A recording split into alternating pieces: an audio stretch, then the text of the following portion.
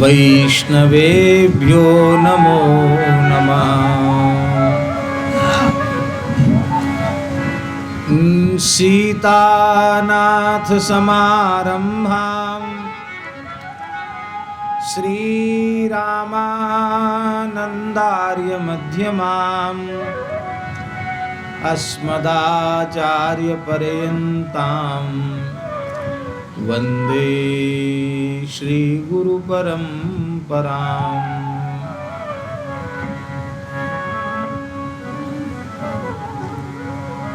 ते सम्मता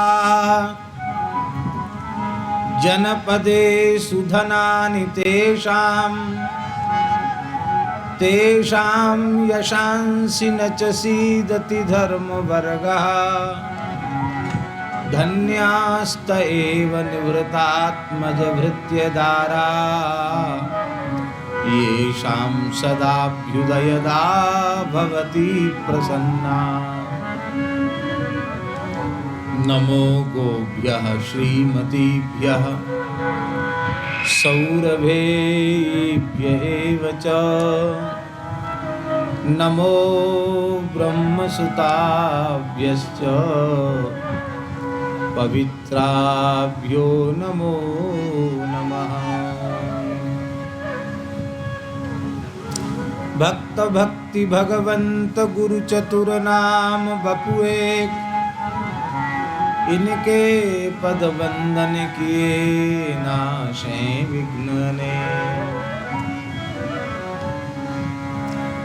श्री राम जय राम जय जय राम। श्री राम जय राम जय जय राम। श्री राम जय राम जय जय राम। श्री राम जय राम जय जय राम। श्री राम जय राम जय जय राम। श्री राम जय राम जय जय राम। श्री राम जय राम जय जय राम। श्री राम जय राम जय जय राम। सीताराम जय सीताराम।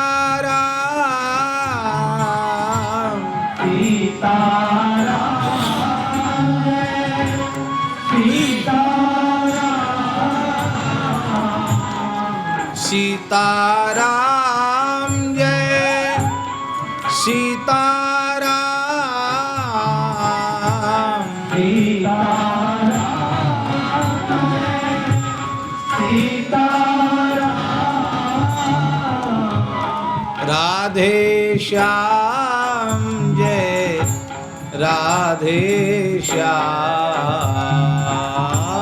राधे श्याम जय राधे श्याम। जय रघुनंदन जय सिया राम। जय रघुनंदन जय सिया राम। जानकी वल्लभ सीताराम। जानकी वल्लभ सीताराम। कमला बिमला मिथिला धाम।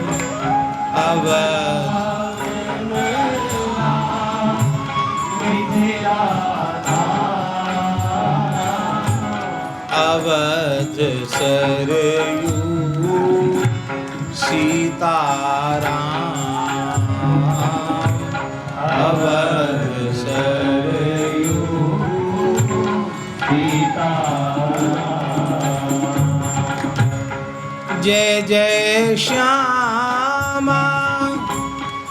जय जय श्याम, जय जय श्याम, जय जय श्याम, जय जय श्री वृंदावन धाम, जय जय श्री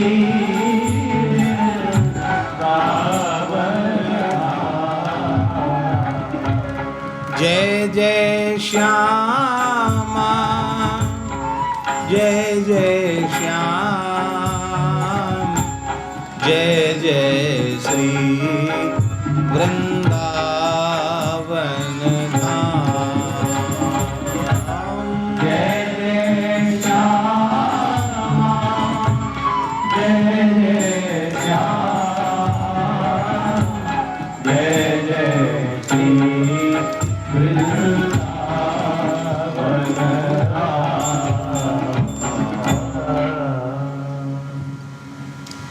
श्री सीतारामचंद्र भगवान की जय, श्री वृंदावन बिहारी लाल की जय, श्री विरजा नदी की जय, थलवारा ग्राम की जय, गौरी शंकर भगवान की जय, पंच भगिनी माता की जय, यज्ञेश्वरी जगत जननी गौ माता की जय, अखिल गोवंश की जय, श्री वल्लभाचार्य जयंती महोत्सव की जय, सब संतन की जय, श्री सद्गुरुदेव भगवान की जय, सब विप्रन की जय, परम पावन श्री मिथिला धाम की जय, जय जय श्री राधे, जय जय श्री सीताराम,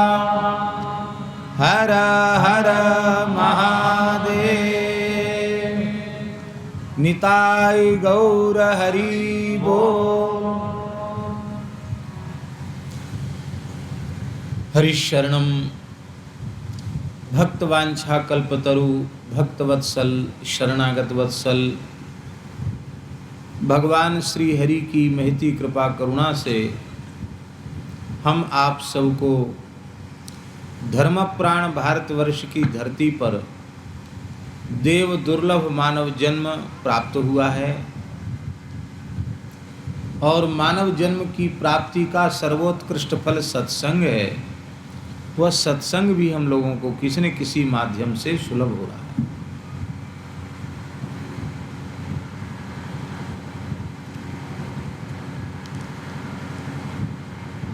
शहर की तड़क भड़क से दूर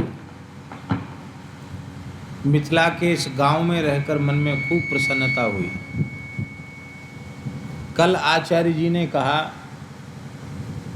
कि न तो यहाँ हम किसी को बुला रहे हैं आपको पूरा विश्राम मिले, और न ही तो यदि आपकी अनुकूलता हो तो लगभग आधा घंटे यहाँ एक साथ सब लोग दर्शन भी कर लेंगे और कुछ चर्चा भी हो जाए।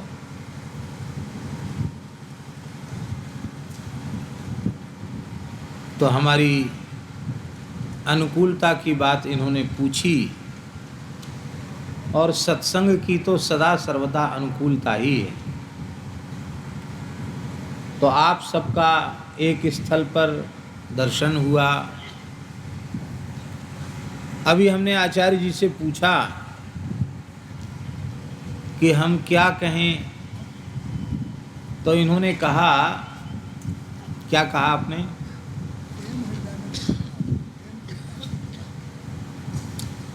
भगवान का विशुद्ध प्रेम हृदय में कैसे प्रकट हो, क्योंकि मिले ही न रघुपति बिन अनुरागा, किए कोटि जप जोग विरागा, राम ही केवल प्रेम प्यारा, जान ले जो जानन यारा। प्रेम सर्वोपरि है, और उस प्रेम की प्राप्ति कैसे हो, ये बात आपने कही।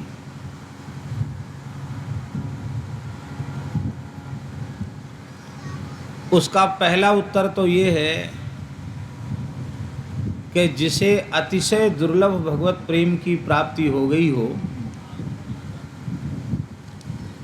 वो तो इस संबंध में समुचित उत्तर दे सकता है, समाधान कर सकता है।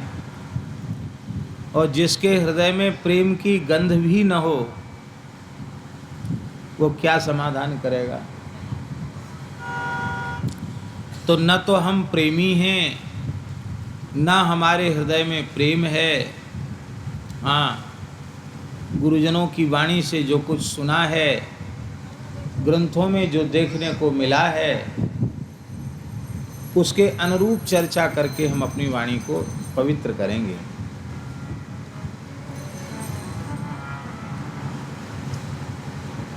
प्रेम जो है ना, वो अत्यंत दुर्लभ है।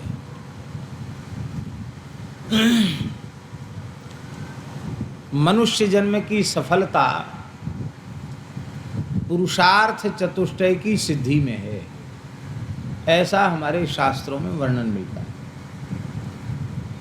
पुरुषार्थ चतुष्टय का तात्पर्य है धर्म, अर्थ, काम और मोक्ष। इन चारों पुरुषार्थों की प्राप्ति में मनुष्य शरीर की, मनुष्य जन्म की सफलता है। मान लो किसी के जीवन में धर्म, अर्थ, काम तीनों पुरुषार्थ मिले और मोक्ष नहीं मिला, तो वो तीनों पुरुषार्थों की प्राप्ति व्यर्थ हो गई और केवल अंतिम पुरुषार्थ किसी को मिल गया, मोक्ष, तो भले ही तीन पुरुषार्थ समुचित रूप से जीवन में उपलब्ध भये हों या न भये हों, यदि चरम पुरुषार्थ की प्राप्ति हो गई, मोक्ष की प्राप्ति हो गई, तो हमारा मनुष्य जन्म सफल हो गया। क्योंकि साधन धाम मोक्ष कर द्वारा, पाए न जेहि परलोक सम्हारा। ये मोक्ष का द्वार है।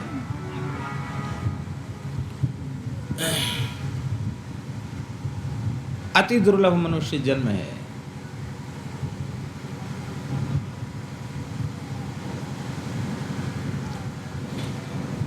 जिस मोक्ष को, जिस मुक्ति को चरम पुरुषार्थ कहा गया, अत्यंत दुर्लभ कहा गया,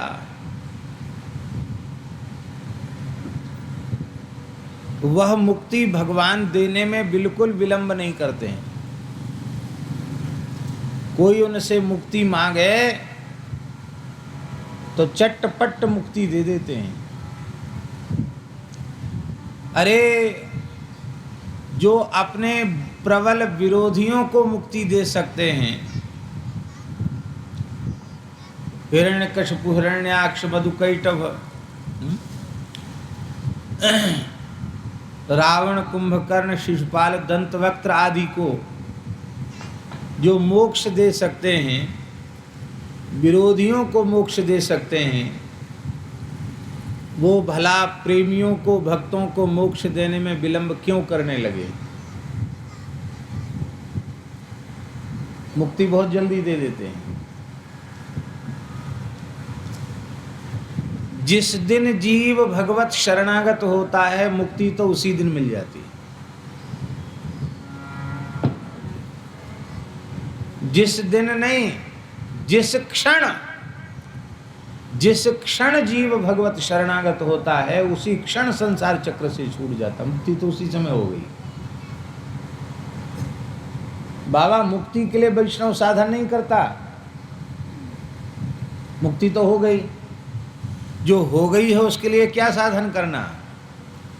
तब वैष्णवों के जो आचार विचार हैं, वैष्णवों का जो नियम है, वो क्या है? ये है कालक्षेप। भगवत शरणागत को इस शरीर की अंतिम श्वास की पूर्ति तक किस रहनी से रहना चाहिए, किस पद्धति से अपने जीवन को व्यतीत करना चाहिए, उसकी पद्धति है। उसी को वैष्णवोचित कालक्षेप कहा जाता है। तो वैष्णव जो कुछ करता है, यह उसका कालक्षेप है। मुक्ति तो हो गई।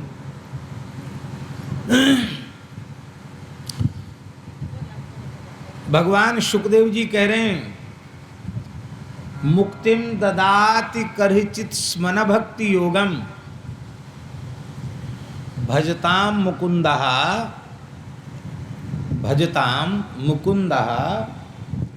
मुक्ति योगम तो ददात्येव। भजन करने वाले को मुकुंद, मुकुंद माने मुक्तिम ददाति ति मुकुंदः, मुक्ति देने वाले ठाकुर जी भजन करने वालों को मोक्ष बहुत जल्दी दे देते हैं। लेकिन करहिचित स्मन भक्ति योगम, भक्ति योग प्रेम योग प्रदान नहीं करते हैं।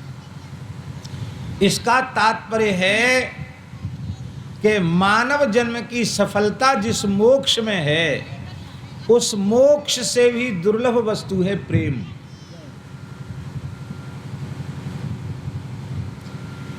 जैसे कोई दुकानदार अच्छे मजबूत ग्राहक के उपस्थित होने पर अपने दुकान की जितने प्रकार की सामग्री होती है, वैरायटी होती है, वो सब तरह की वस्तुएं बिना उसके कहे खोल खोल के सामने पटक देता, दिखा देता है। ये ले लो, इससे अच्छी ये है, इससे अच्छी है, ये ले लो, ये नहीं तो ये ले लो, ये नहीं तो ये ले लो। भले ही वो कुछ न ले, उसको लपेट लपाट के फिर से सब सजाना पड़े, लेकिन वो देखता है कि हाँ मजबूत व्यक्ति आया है, तो सब दुकान का सामान बिना कहे खोल के फैला देता है। ऐसे ही किसी उत्तम साधक के आने पर श्री ठाकुर जी की दुकान में जो तरह तरह की मुक्तियां हैं, उन सब मुक्तियों को खोल के बिछा देते हैं भक्त के आगे। सालोक्य, सार्ष्टि, सामीप्य, सारूप्यैकत्वमप्युत दीयमानं न गृह्णन्ति बिना मत्सेवनं जना। भगवान कहते सालोक्य मुक्ति ले लो।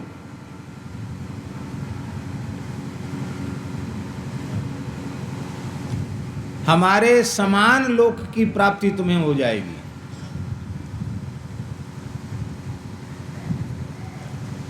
जैसी सृष्टि रचना की सामर्थ्य हम में, ऐसी रचना की सामर्थ्य हम तुमको दे देते हैं। तुम सदा सर्वदा मेरे ही समीप रहोगे, तुम्हें हमारा स्वरूप प्राप्त हो जाएगा।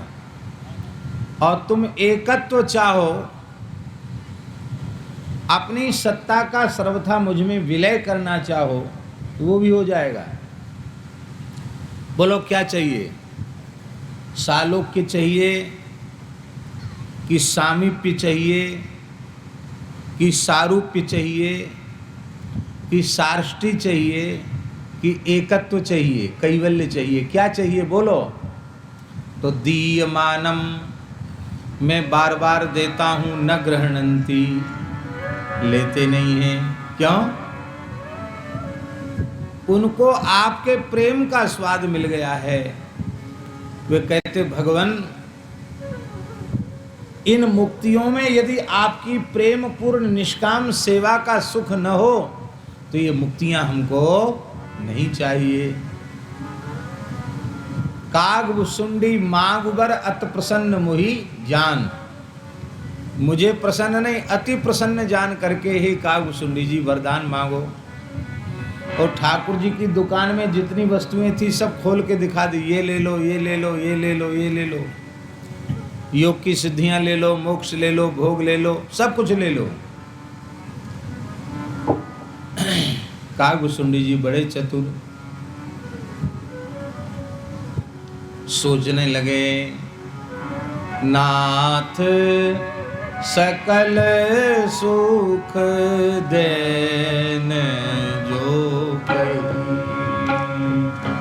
नाथ सकल सुख देन कही, नाथ सकल सुख देन जो कही, नाथ सकल सुख देन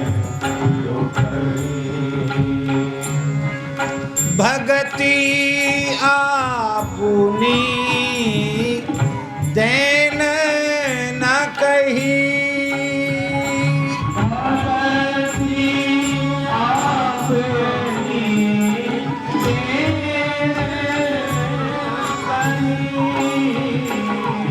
भगति आपनी देन न कही, भगति आपनी। इसलिए भगवान देहु भगति रघुपति अति पावनी, देहु भगति रघुपति अति पावन, त्रिविध ताप भवदाप नसावनी,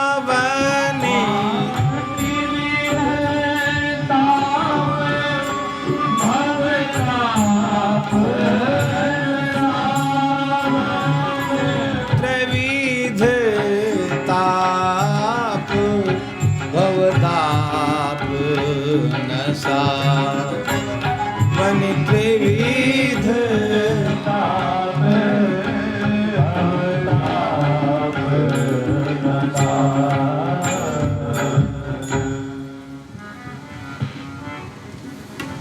भगवान बोले सुनु बायसते परम सयाना,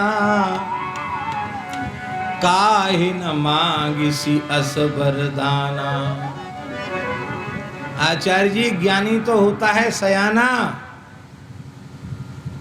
भोग त्याग कर मोक्ष का वर्ण कर लेता है, इसलिए ज्ञानी सयाना है। पर प्रेमी सयाना नहीं, प्रेमी तो परम सयाना है, क्योंकि वो मोक्ष को भी त्याग कर भगवत प्रेम को स्वीकार कर लेता है। इसलिए मोक्ष से आगे की वस्तु है भगवत प्रेम। श्रीमद् चैतन्य महाप्रभु ने प्रेम को पंचम पुरुषार्थ माना। प्रेमः पुमर्थो महान, चार ही पुरुषार्थ हैं शास्त्र के अनुसार, लेकिन हमारे महापुरुषों ने, आचार्यों ने, वैष्णवों ने प्रेम को भी पुरुषार्थ माना, पंचम पुरुषार्थ माना। क्यों? क्योंकि मुक्तात्मा भी भगवत प्रेम के लिए लालायित देखे जाते हैं। विमुक्ताः अपि विग्रहं शरीरम धृत्वा हरिम भजन्ति। श्रीधर स्वामी जी ने कहा है, जो मुक्त हो चुके हैं उनको जब समझ में आता है कि मुक्त तो हम हो गए, लेकिन भगवत प्रेम की प्राप्ति हमें नहीं हुई, तो उनका हृदय ग्लानि से भर जाता है और वे अब कोई कर्म शेष नहीं रहा जिससे उनको जन्म लेना पड़े। पर वे स्वयं संकल्प करते हैं कि अब जो जन्म हमें मिले वो केवल भगवत प्रेम की प्राप्ति के लिए समर्पित हो जाए। तो इस संकल्प से वे मुक्तात्मा भी पुनः संसार में जन्म ग्रहण करते हैं।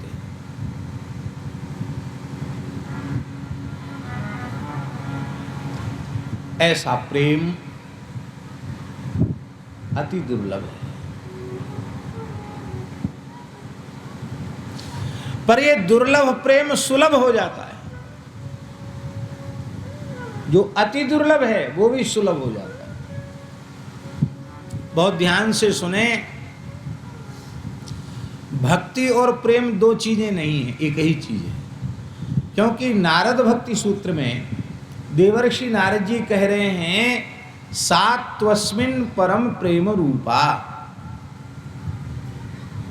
परमात्मा में परम प्रेम, इसी का नाम है भक्ति।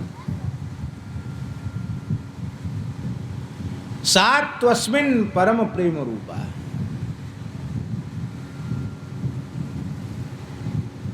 जैसे किसी विद्वान का सानिध्य प्राप्त हो जाए, कृपा प्राप्त हो जाए, तो विद्या की प्राप्ति सहज हो जाती है।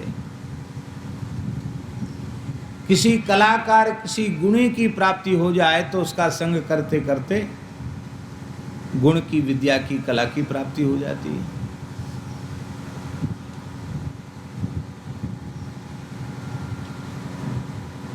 किसी धनवान की कृपा प्राप्त हो जाए तो धन की प्राप्ति हो जाती है।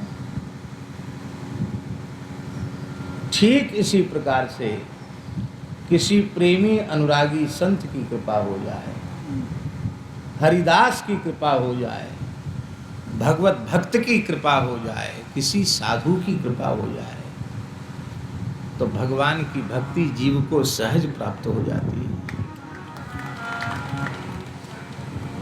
किम पुनर्ब्राह्मणा भक्ता पुण्या राजर्षयस्तथा। ब्राह्मणों को प्राप्त हो जाए, क्षत्रियों को प्राप्त हो जाए, पवित्र वैश्यों को प्राप्त हो जाए, अरे इनकी तो कहना क्या है, चतुर्थ वर्ण के लोगों को प्राप्त हो जाए, इसमें भी कोई कठिनाई नहीं है। कहाँ तक कहें संतों की कृपा हो जाए तो किरात हूणांध्र पुलिंद पुलकसा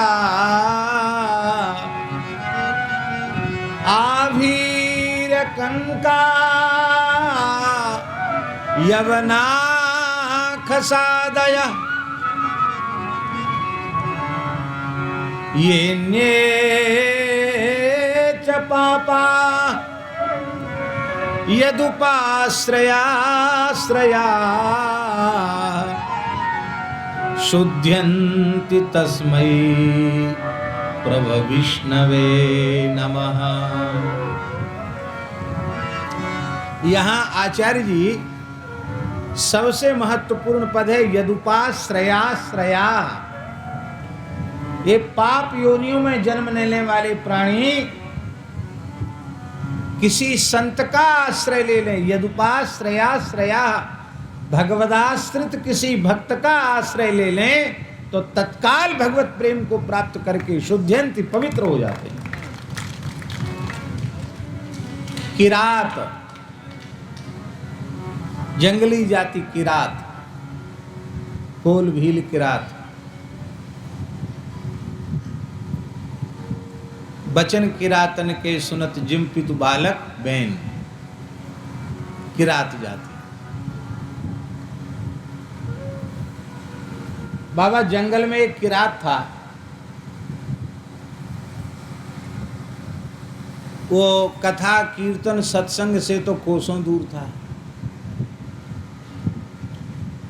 और तो जैसे जंगल में जंगली पशु रहते ऐसे रहता, पशुओं को मारना, उनका मांस बेचना और उसी से अपना निर्वाह करना, यही उसका धंधा था। एक बार जंगल में शिकार खेलने के लिए निकला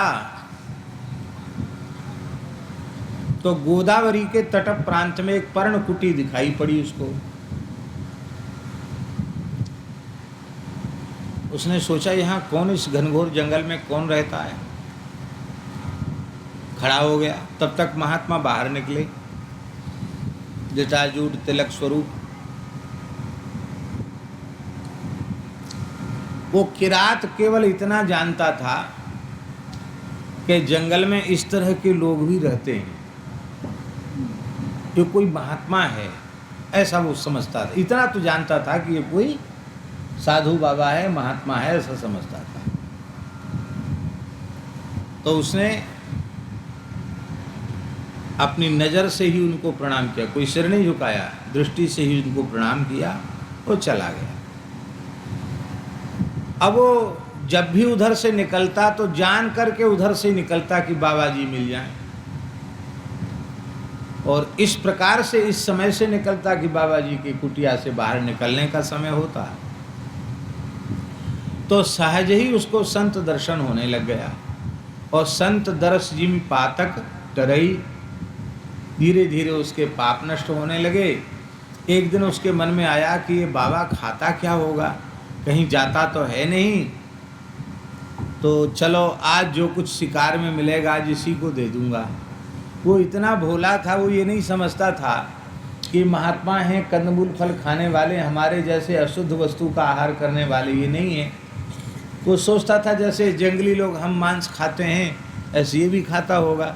वे शिकार खेलने तो कभी दिखाई नहीं पड़ता। ये खाता क्या होगा? तो आज जो भी शिकार मिलेगा इसी को भेंट कर दूंगा। तो जंगल में जाल फैला के रखा था, एक हिरन उसमें फंस गया।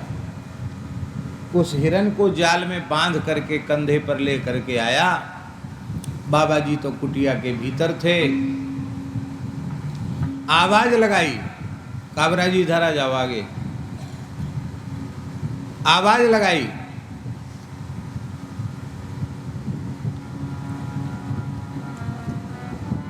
कि बाहर निकलो,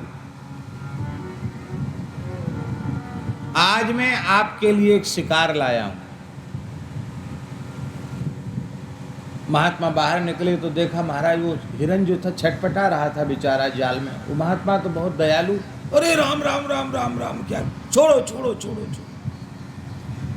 तो वो बोला कि रात इसको छोड़ देगा तो तुम खाएगा क्या?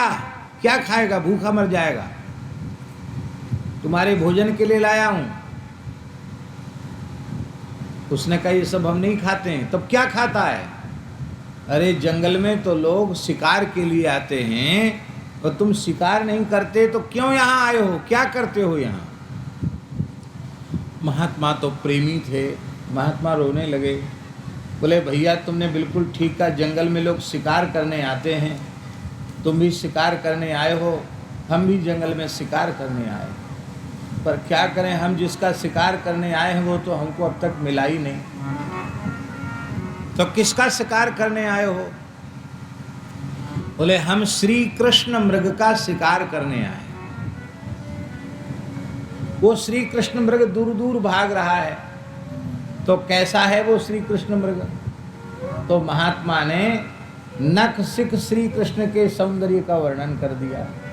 ऐसे चरण हैं, ऐसे नूपुर हैं, ऐसी धोती है, ऐसी कटी कोंधनी है, ऐसी पीतांबर की फेंट कसी हुई है, ऐसी सुंदर त्रिवली है, विशाल वक्षस्थल है, आजानुलंबित चंदन चर्चित भुजाएं हैं, सुंदर ठोड़ी है, सुंदर कपोल है, घुंघराली अलकावली है, मोर मुकुट है, लकुट है, हाथ में बंसी है, पूरा सौंदर्य का वर्णन कर दिया। वो इतना भोला कि रात उसने सोचा कि हो सकता है इस तरह का कोई जानवर, इस तरह का कोई प्राणी जंगल में होता होगा, हमने तो देखा नहीं, पर ये बाबा जी आया है तो जरूर होगा जंगल में, तब ना आया है यहाँ। तो उसने कहा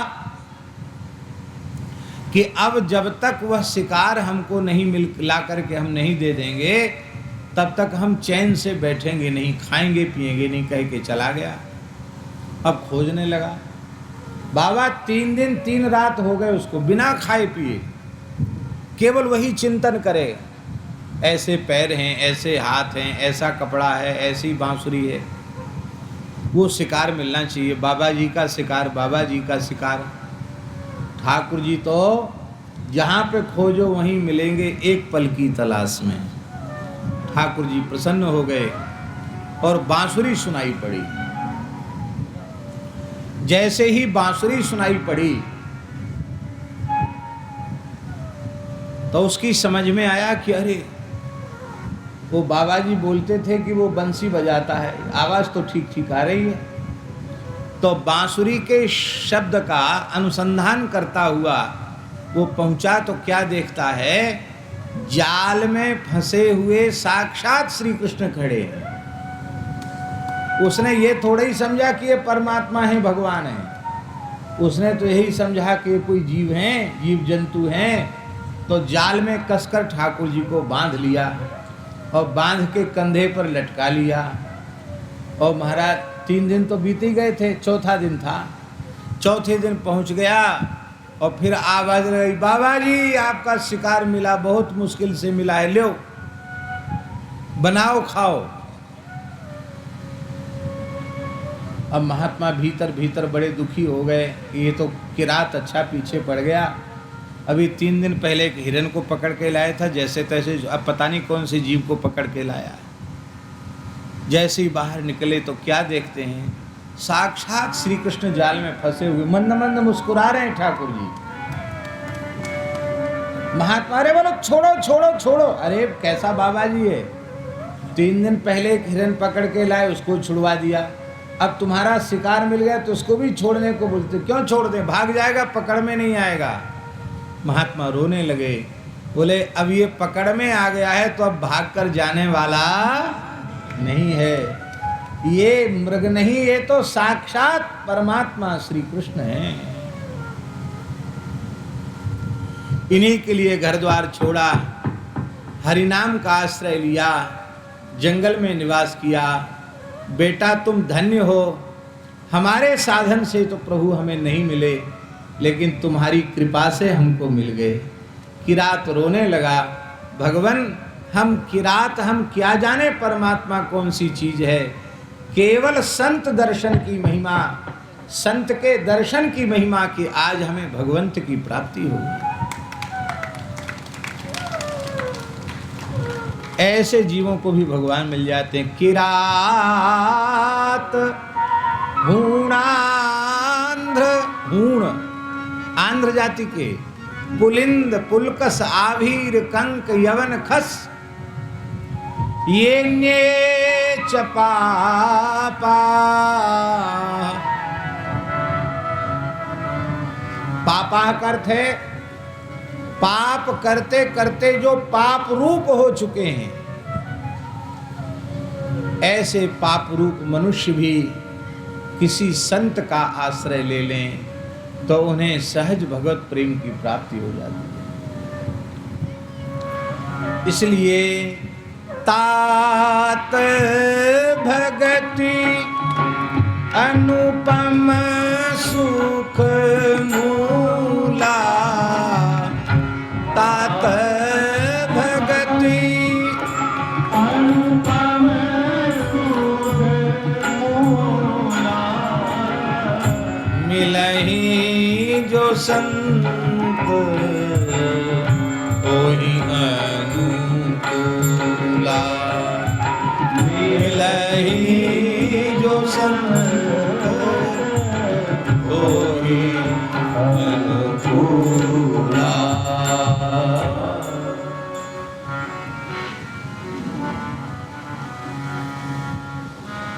संतों की प्राप्ति हो जाए। प्रेम की प्राप्ति का क्रम क्या है? देखो, बंधन है क्या? शरीर संसार की आसक्ति ही बंधन है। प्रसंग मजरम पाशमात्मन कवयो विदु स एव साधु सुकृतो मोक्ष द्वार मपाव्रतम। आसक्ति ऐसा जीवात्मा का बंधन है, कभी पुराना नहीं होता। वही आसक्ति भगवान के प्राण प्यारे भक्त के चरणों में हो जाए, संत के चरणों में हो जाए तो मोक्ष का द्वार खुल जाता है। क्या होता है संत संग से? सताम प्रसंगान मम वीर्य संविदो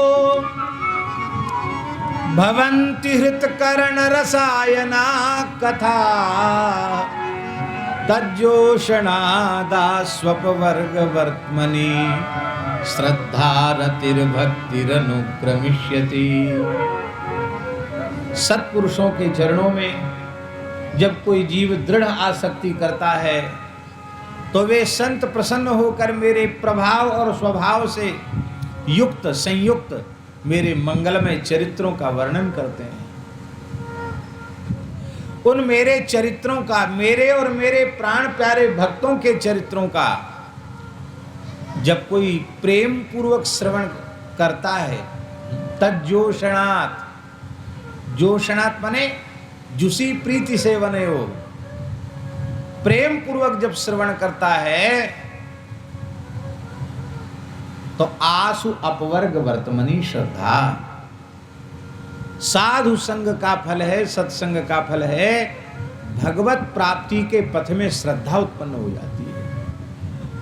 श्रद्धा के बाद रति उत्पन्न हो जाती है। श्रद्धा के बिना साधन संभव नहीं है, पर अभी साधन में श्रम की अनुभूति हो रही है। पर जब श्रद्धा के बाद रति उत्पन्न हो जाएगी तो अब तक जो साधन श्रम सहित साधन था, अब रति उत्पन्न होने के बाद साधन श्रम रहित साधन बन जाएगा। फिर भगवान में प्रेम प्रकट हो जाएगा। श्रद्धा भक्तिरनुक्रमिष्यति।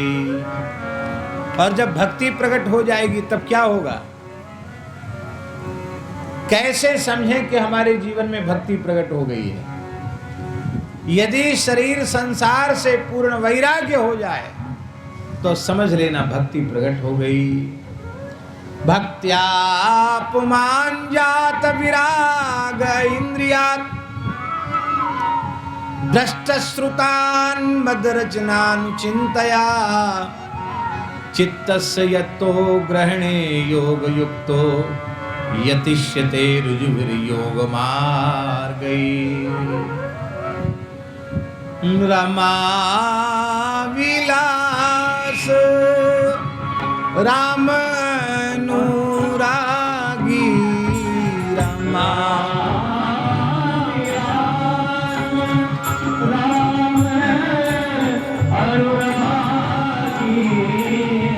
तजत बमन नर बड़भागी तजत बमन नर बड़भागी। बमन के समान भोगों की उल्टी कर देता है। मल के समान त्याग की अपेक्षा बमन के समान त्याग ज्यादा श्रेष्ठ है। मल के त्याग करने के बाद उसको देखकर उतनी अधिक घृणा नहीं होती जितनी अधिक घृणा बमन को देखकर होती है। बमन के समान संसार का त्याग कर देते हैं, भोगों का त्याग कर देते हैं।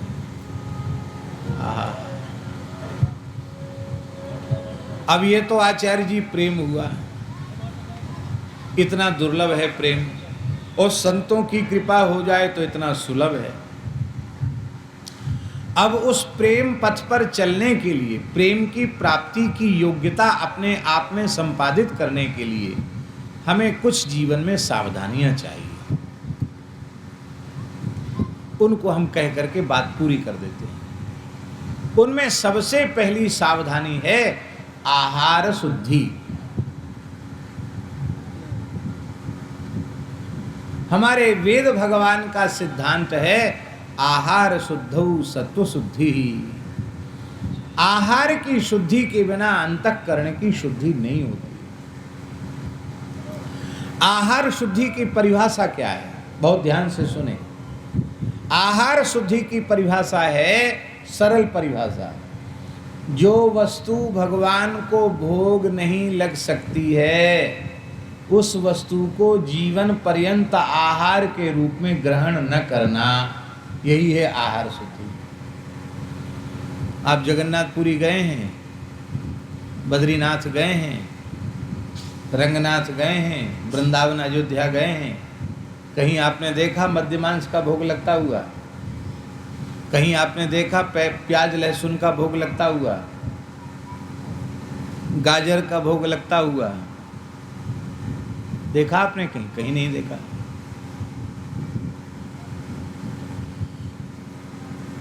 भांग, तमाकू, सुल्फा, गांजा, अफीम, चरस, चाय, कॉफी, इसका भोग लगते देखा किसी प्राचीन मंदिर में? अब आजकल तो एक सज्जन बता रहे थे कि विदेशों में जो मंदिर हैं उनमें लोग वैसे तो आते नहीं दर्शन करना, रविवार रविवार आते हैं, तो वहाँ टॉफ़ियाँ चढ़ती हैं, बिस्कुट चढ़ते हैं, टोस्ट चढ़ते हैं, डबल रोटी वगैरह है ना, वो चढ़ाते हैं लोग वहाँ। हमने देखा नहीं है, सुनी सुनाई बात बता रहे हैं। तो भैया विदेश की चीज़ हमारे लिए आदर्श तो नहीं हो सकती। भगवान के मंदिर में जिस वस्तु को निवेदित किया जा सकता हो वही वस्तु हम निवेदित कर सकते हैं और उसी को प्रसाद के रूप में ले सकते हैं। पहली शर्त है आहार शुद्धि। पवित्र आहार हमें वेद लक्षणा भारतीय गाय ही प्रदान कर सकती है। पंचगव्य की इतनी महिमा है, एक बूंद पंचगव्य श्रद्धा पूर्वक कोई नित्य ले तो यत्वगस्थिगतम पापम देहे तिष्ठति मामके प्राशनात् पंचगव्यस्य दहत्वग्निरिविन्धनम इस मंत्र का अर्थ है कि जैसे प्रचंड अग्नि सूखे काष्ठ को जलाकर भस्म कर देती है, ऐसे ही पंचगव्य पाप के वन को जला करके नष्ट कर देता है। जैसे आग ईंधन को जला देती है, ऐसे ही पंचगव्य पाप को नष्ट कर देता है। बड़े दुख की बात है, मिथिला जैसी पवित्र भूमि में एक तो अशुद्ध आहार बहुत प्रबल है, और कई बार तो यहाँ के बड़े बड़े पंडित अपनी पूरी पंडिताई इसी में लगा देते हैं कि नहीं मांस खाया जा सकता है, वो तो सब शास्त्रों में विधान है उसका। अब वो प्रकरण दूसरा हो जाएगा, नहीं तो महाराज पुराणों में इतने वचन आए हैं मांस के निषेध के, अशुद्ध आहार के निषेध के, जिसकी गणना हम नहीं कर सकते। आप लोग कहें कि मांस आदि के समर्थक वचन भी तो शास्त्रों में आए हैं। देखिए, हम बड़ी विनम्रता पूर्वक आपसे कह रहे हैं कि मुगल काल में, जैन बौद्ध के काल में, मुगलों के काल में हिंदुओं के धर्म शास्त्रों को दूषित करने का कुचक्र रचा गया। अंग्रेजी काल में भी हिंदुओं के धर्म ग्रंथों को दूषित किया गया, और हमारे धर्म शास्त्रों में, पुराणों में, इतिहास में, स्मृतियों में बहुत मिलावट की गई। अब हमें अपने विवेक का आदर करना चाहिए। निषेध परक वाक्य कितने हैं और विधि परक वाक्य कितने हैं, और उनमें उसका तात्पर्य किसमें है, इन सब बातों को हमें अपने विवेक से समझना चाहिए। और हित अनहित पशु पक्षी उजाना, मानुष तन गुण ज्ञान निधाना। महाभारत का श्लोक है बाबा। पितामह भीष्म कह रहे हैं मांस भक्षी का कभी मोक्ष नहीं होता। पितामह भीष्म कहते हैं मांस भक्षयते यस्मात् भक्षयिष्ये तमप्यहम एतन मांसस्य मांसत्व मनुबुद्ध्यस्व भारत। हे युधिष्ठिर, मांस के मांसत्व को समझो। मांस, माम माने मुझे, स माने वह, मांसः मांस भक्षयते। जब कोई व्यक्ति मांस खाता है किसी प्राणी का, तो जिस प्राणी का मांस खाता है, चाहे मछली हो, कछुआ हो, मुर्गी हो, बकरा हो, भेड़ा हो, किसी भी प्राणी का मांस खाता है, तो जिस प्राणी का मांस खाता है वो प्राणी की आत्मा कहती है, अरे दुष्ट, तू निर्दयता पूर्वक मुझे मार कर खा रहा है, तो मैं भी तुझे छोड़ने वाला नहीं, मैं भी तुझे खाऊंगा। मांसाहारी की कभी सदगति नहीं होती। इसलिए हे युधिष्ठिर, जो मांस शब्द का अर्थ समझ लेगा वो जीवन में कभी मांस भक्षण नहीं करेगा। तो सबसे पहले भगवत प्रेम को जागृत करने के लिए आहार की शुद्धि, आहार की शुद्धि गाय की कृपा से होगी। देखो आपके घरों में भी गाय हैं, पर वो गाय नहीं है। शासनादिमत्वम गोर लक्षणम, वो गाय के जैसा एक पशु है शंकर जाति का। और गीता जी में कहा गया शंकरो नरकायैव कुलघ्नानां कुलस्य च, ये शंकरता तो नरक ले जाने वाली है। इसलिए इसका शंकर प्रजाति के पशु का जर्सी का दूध, दही, घी छूने योग्य भी नहीं है। इसको स्पर्श हो जाए तो सचैल स्नान करना चाहिए, यज्ञोपवीत परिवर्तन करना चाहिए, इतना अशुद्ध है ये। लेकिन लोग उसको खाए पिए चले जा रहे हैं। कहाँ से भगवत प्रेम प्रकट हो? दूसरी बात, पहला साधन क्या? आहार शुद्धि। आहार शुद्धि कैसे होगी? हम भारतीय देसी गाय अपने घर में रखेंगे, दूध, दही, पंचामृत, पंचगव्य से भगवत सेवा करेंगे, उसी को आहार के रूप में लेंगे, गो आधारित कृषि करेंगे, पवित्र अन्न खाएंगे, पवित्र गव्य पदार्थ का आहार करेंगे, तो हमारा अंतःकरण सहज ही पवित्र भावों से भर जाएगा। दूसरा साधन महाराज जी, संत सद्गुरु की शरणागति, ये दूसरा साधन। भूमिका बन गई। अब जहां अपनी श्रद्धा हो, जहां भाव की जागृति हो और मन में ऐसा लगता हो अंतरात्मा में कि यहाँ समर्पित होने से हम अपने जीवन को सफल बना सकते हैं, वहाँ अपना निश्चल निष्कपट भाव से संपूर्ण समर्पण कर दो। संत सद्गुरु की शरणागति ग्रहण करके और निष्ठापूर्वक जीवन पर्यंत वैष्णवता का पालन करो। प्रतिज्ञापूर्वक ऊर्ध्वपुंड धारण करो, प्रतिज्ञापूर्वक तुलसी धारण करो, प्रतिज्ञापूर्वक एकादशी करो, प्रतिज्ञापूर्वक गौ ब्राह्मण संत इनका आदर करो, प्रतिज्ञापूर्वक भजन करो, प्रतिज्ञापूर्वक नाम जप करो।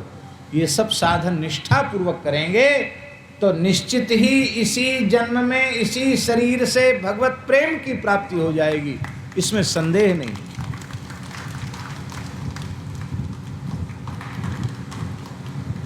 संत सद्गुरु का आश्रय लेकर वैष्णवता का पालन करते हुए महाराज जी नारद पंचरात्र में लिखा है, परमई कांति, भक्तों में भी एकांति और परमई कांति। परमई कांति माने अनन्य प्रेमी भक्त। तो परमई कांति का हेतु क्या है? तो नारद पंचरात्र में देवर्षि नारद जी कह रहे हैं, तापम पुंड्रस्तथा नाम मंत्रो मालाच पंचमः अमीहि पंच संस्काराः परमई कांच हेतवः। ये परम प्रेम की प्राप्ति में निमित्त बन जाते हैं। इतनी महिमा है महाराज। और इसके बाद वैष्णवता तो संत सद्गुरु की कृपा से मिल गई, लेकिन जैसे नया नया पौधा होता है और उसको बाढ़ न लगाई जाए और उसमें रोज जल न सींचा जाए तो वो मर जाएगा, मुरझा जाएगा, नष्ट हो जाएगा। और रोज उसमें जल पड़ता रहे तो, बाढ़ लगा के सुरक्षित हो जाए तो, थाला बना दिया जाए तो बड़ा हो जाएगा। इतना बड़ा हो जाएगा कि फिर बाढ़ की भी ज़रूरत नहीं है, फिर जल सींचने की भी आवश्यकता नहीं है। फिर तो बड़े बड़े हाथी भी झूमते रह जाएंगे और उस पेड़ को टस से मस नहीं कर पाएंगे। ऐसे ही जब जीव भगवत शरणागत होता है तो आरंभ के क्षण में उसकी भक्ति छोटे से पौधे के जैसी होती है। उसको नित्य सत्संग मिलना चाहिए, भगवत भागवत चरित्रों का नित्य श्रवण। ये साधन है, ऐसे साधन कि इन साधनों का आश्रय लेने वाले के जीवन में अवश्य ही भगवत प्रेम प्रकट हो जाता है, इसमें संदेह नहीं है। एक और बात कह दी, प्रेम कभी पराये में नहीं होता, प्रेम सदा अपने में होता है। और सत्संग के द्वारा ही पता चलता है कि शरीर संसार पराये हैं और भगवान हमारे अपने हैं। जो कभी हमारे साथ न रहे वो पराया, और जो कभी हमारा साथ न छोड़े वो अपना। शरीर संसार कभी साथ रहते नहीं, पराये हैं। भगवान ने कभी साथ छोड़ा नहीं, भगवान हमारे अपने हैं। ये बात पता चलते ही भगवान में सहज प्रेम हो जाता है। मान लो भगवान का स्मरण हम न करें, भगवान की सेवा न करें, भगवान के चरित्रों को हम न सुने तो हम क्या करेंगे? फिर हमारे जीवन का प्रयोजन ही क्या होगा? ये सीता शरण जी ने विनय पत्रिका रख दी और हम तो सोचे क्या कहें, तो अभी हमने सोचा कि खोलते ही जो पद सामने आ जाएगा वो पद हम बोल देंगे।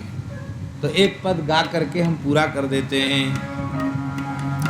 जब आपको भगवत प्रेम प्राप्त हो जाएगा तो आप कितना प्रेम भगवान से करते हैं ये तो आप जानिए, पर आपसे भगवान प्रेम करने लग जाएंगे।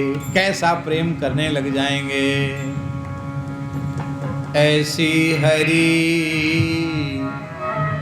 करत दास पर प्रीति, ऐसी हरि करत दास पर प्रीति, ऐसी हरि करत दास पर प्रीति, ऐसी हरि करत दास पर प्रीति। निज प्रभुता विसारी जन के बस, निज प्रभुता विचारे जग के बस होत सदा यह रीति ऐसी हरि होत सदा यह ऐसी हरि करत दास पर प्रीति ऐसी हरि करत दास पर जो सर्वतंत्र स्वतंत्र हैं वो प्रेम के बंधन में बंध जाएंगे। बंधे बोले हाँ, अकाट के उदाहरण दे रहे हैं। जिन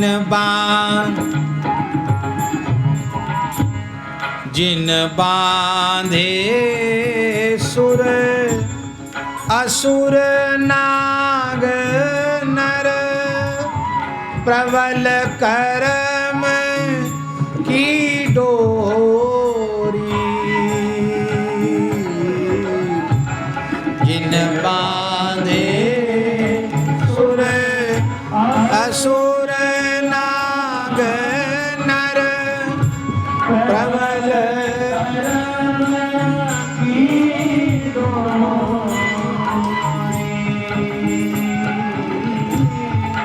सोई अविच्छिन्न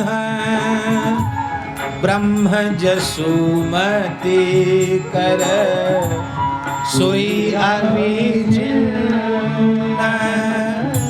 ब्रह्म जसुमति कर बांध्यो सकत न छोरी आहठी बांध्यो सकत न छोरी ऐसी हरि करत दास पर प्रीति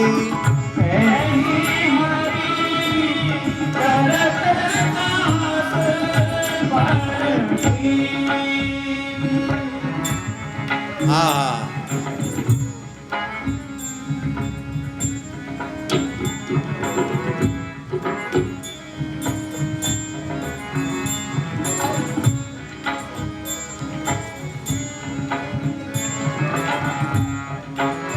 यशोदा जी ने भगवान को उखल से बांध दिया, पर भगवान जो सबको बांधने वाले हैं वो यशोदा के प्रेम बंधन से मुक्त नहीं हो पा रहे हैं। जाके माया बस विरंची शिव जाके माया बस विरंची शिव नाचत पार न पायो नाचत पार न पायो करतल ताल बजाय ग्वाल युवती ने सोई नाच नचायो करतल ताल बजाय ग्वाल युवती ने सोई नाच नचायो ऐसी हरि करत दास पर प्रीति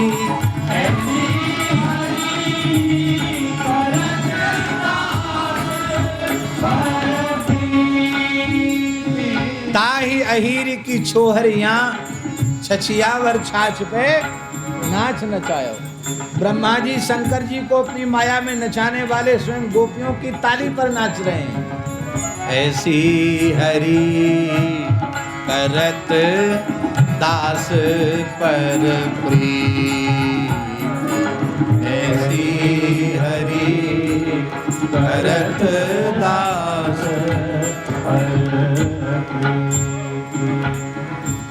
विश्वंभर श्रीपति त्रिभुवनपति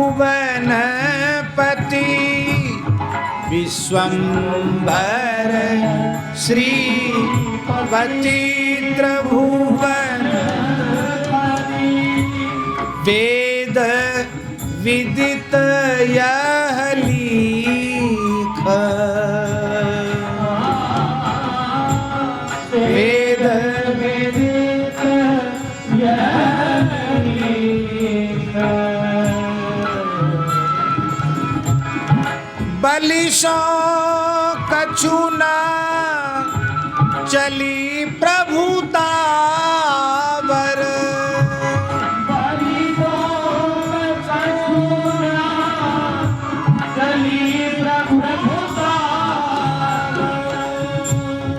वै द्विज मांगी भीख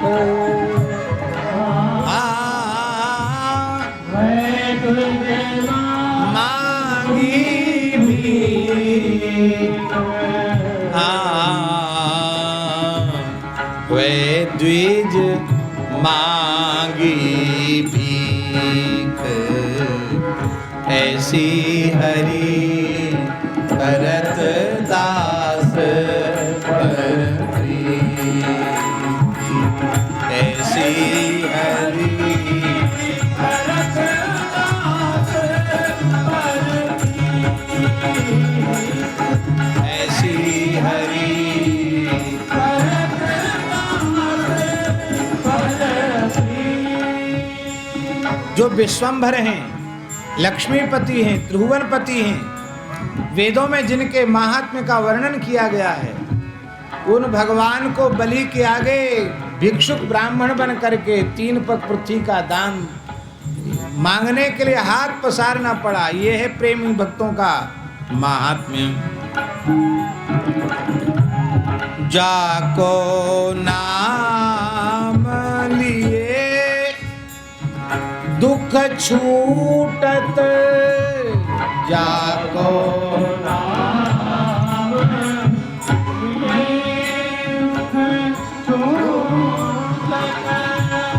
जाको नाम लिए छूटत भव जाको नाम लिए छूटत भव जन्म मरण दुख भार जन्म मरण दुख भार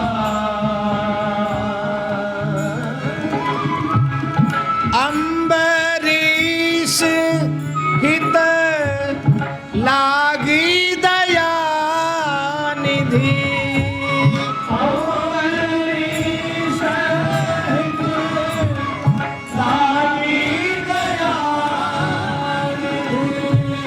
सोई जन में 10 बार सोई जन में 10 बार सोई जन में 10 बार ऐसी हरि करत दास पर प्रीति ऐसी हरि करत दास। ये कथा गोस्वामी जी ने लिखी है कि एक बार भगवान ने दशावतार अम्बरीश जी के लिए लिए। ये कथा हमको कहीं मिली नहीं, पर भगवत कृपा से जब हम भविष्य पुराण का पारायण कर रहे थे तो भविष्य पुराण के पारायण में चरित्र आ गया। तुलसीदास जी की कोई बात काल्पनिक नहीं है, एकदम नाना पुराण निगमागम सम्मतम यद, ये गोस्वामी जी की विशेषता है। भविष्य पुराण में चरित्र मिल गया। दुर्वासा जी को लगा कि हमारी कुछ तपस्या कमजोर रह गई होगी, इसलिए हमको अम्बरीश के आगे नीचा देखना पड़ा। तो दुर्वासा जी ने बहुत कठोर तपस्या करके भगवान को प्रसन्न कर लिया। भगवान प्रकट हो गए, बोले वरदान मांगो। बोले वरदान यही चाहिए कि कभी भी अम्बरीश का मोक्ष न हो, अम्बरीश संसार के चक्र में ही पड़ा रहे, जन्म मृत्यु के चक्र में पड़ा रहे। भगवान बोले अरे वाह, आप तो हमारे भगत के बहुत पीछे पड़ गए। ये कैसे संभव है कि मेरा भक्त संस्कृति के चक्र में पड़ा रहे? बोले तपस्या करके अपने को जला डालूंगा, सारी सृष्टि को जला डालूंगा। तो भगवान ने कहा चलो मैं इसको अपने ऊपर स्वीकार करता हूं। ये तो संभव नहीं है कि अम्बरीश का कभी मोक्ष न हो। कुछ नियमन कीजिए, बहुत ध्यान से सुनो, कुछ नियमन करो। तो दुर्वासा जी क्या बोले, बहुत ध्यान से सुनो। दुर्वासा जी बोले कि अम्बरीश के कम से कम 10,000 जन्म जरूर हों। कितने जन्म? भगवान बोले वाह जी वाह, बड़े उदार हो आप। अम्बरीश के 10,000 जन्म हो तो बाबा जी कान खोलकर सुन लो। जीव के 1,000 जन्म और परमात्मा का 1 जन्म, यद्यपि बराबरी तो है ही नहीं। न त्वत्समयश्च भेदिकः कुतोऽन्यः, गीता जी में कहा। लेकिन फिर भी मेरे भक्त के 10,000 जन्म और मेरे 10 जन्म ये बराबर हैं, क्योंकि मैं परमात्मा हूँ। इसलिए अम्बरीश को जो के लिए आपने जो 10,000 जन्म लेने का वर मांगा है, अम्बरीश तो द्वारा जन्म नहीं लेगा, वो तो मेरे नित्य वैकुंठ में निवास करेगा। पर अम्बरीश के निमित्त एक बार में 10 अवतार ग्रहण करूंगा। ऐसी हरि करत दास पर प्रीत, ऐसी हरि करत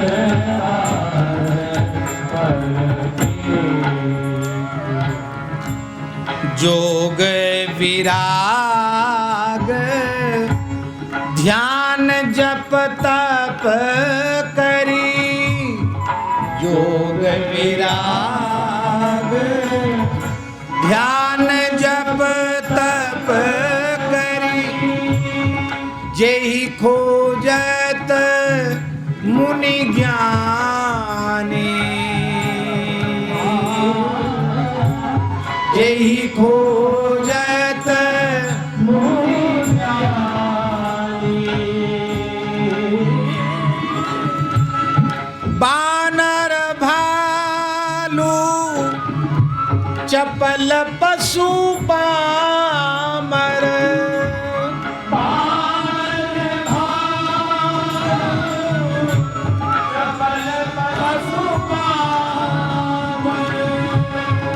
नाथ तहाँ रति माने, नाथ तहाँ रति माने,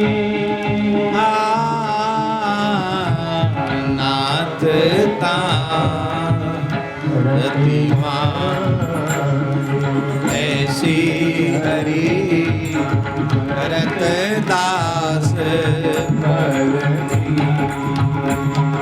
ऐसी हरि,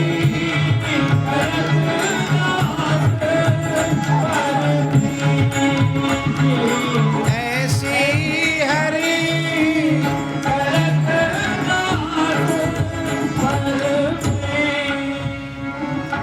और सुनिए अंतिम बात। लोकपाल जमकाल पवन रवि शशि सब आज्ञाकारी,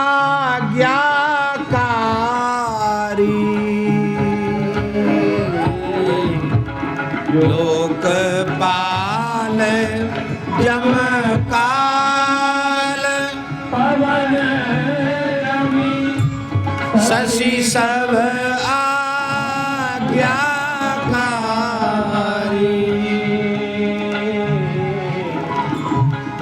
तुलसीदास प्रभु उग्र सेन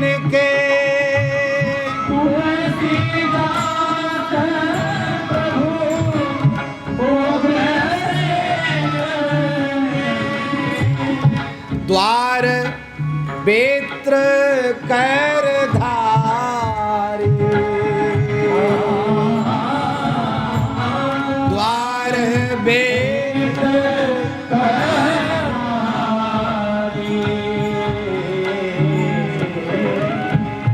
द्वार बेत्र कर धारे, ऐसी हरि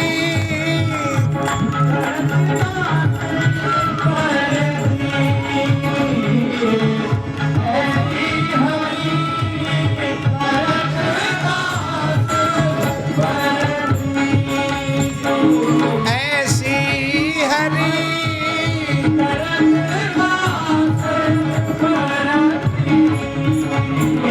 ऐसी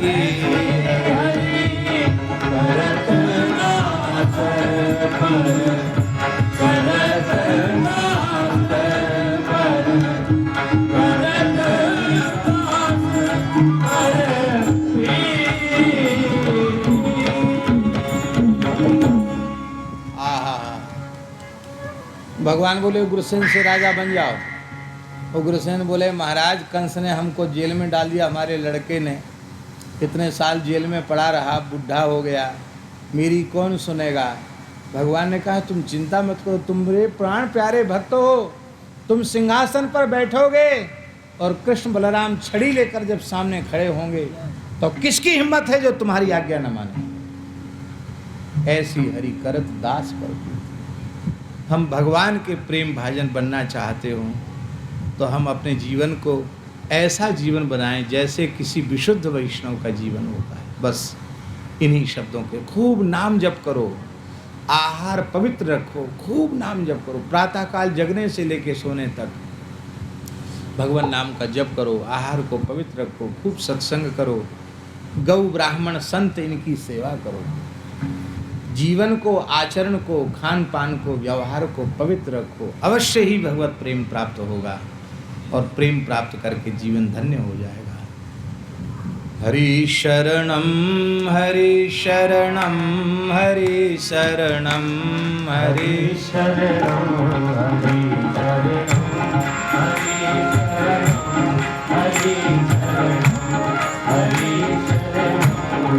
हरि शरणम हरि शरणम हरि शरणम हरि शरणम हरि शरणम